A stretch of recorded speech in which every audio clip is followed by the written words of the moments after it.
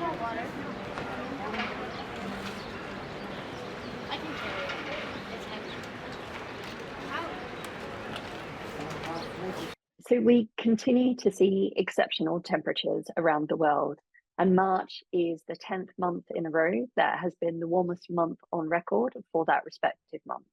And although a record in isolation often doesn't mean very much because the climate is incredibly variable, so it has warmer periods, cooler periods, but it's this long-term trend with exceptional records that has us very concerned.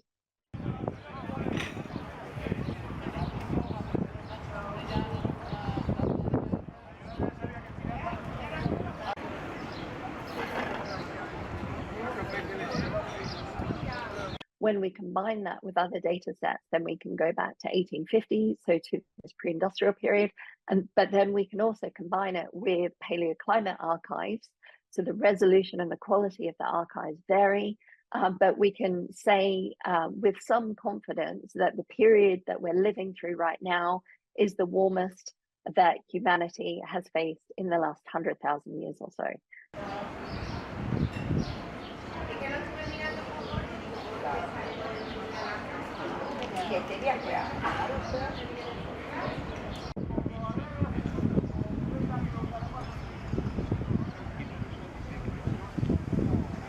And when we see these record-breaking temperatures, so March was 0.73 degrees above the 30-year average, and it was 0.1 degrees Celsius above the previous warmest March. And so seeing records like this month in, month out, really shows us that our climate is changing rapidly, and climate change isn't a future problem. It's a problem that we have to face here and now.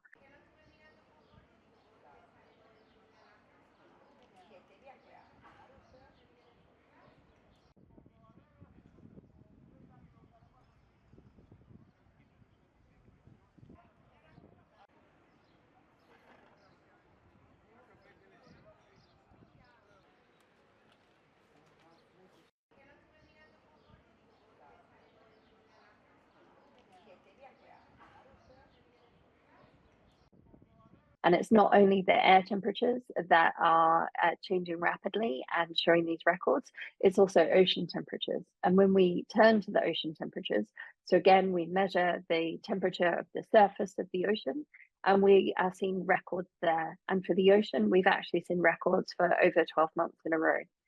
But what we've seen over the past year is that March 2023 was actually the coolest temperatures that we've seen for the last 12 months. So we've had record-breaking temperatures in the ocean for over 12 months now, and we don't know, climate scientists don't know if this is a blip in the climate data, if it is a phase change in the climate, if we're reaching tipping points, or if it's just part of the natural variability of the system.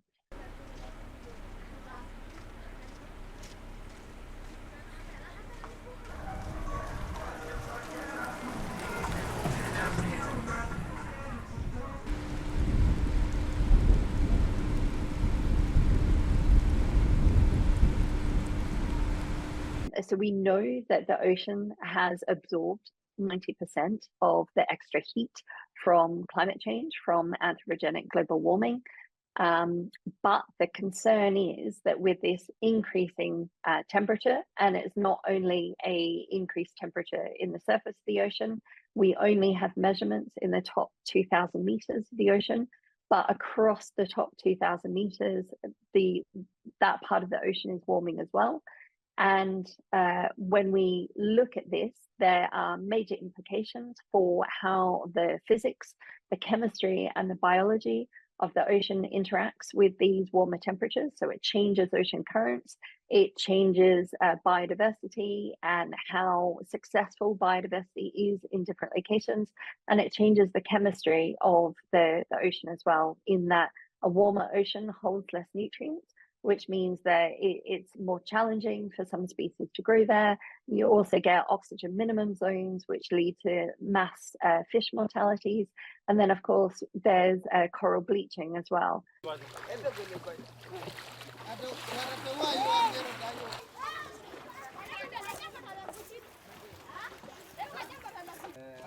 aywa groupe ne da daka ah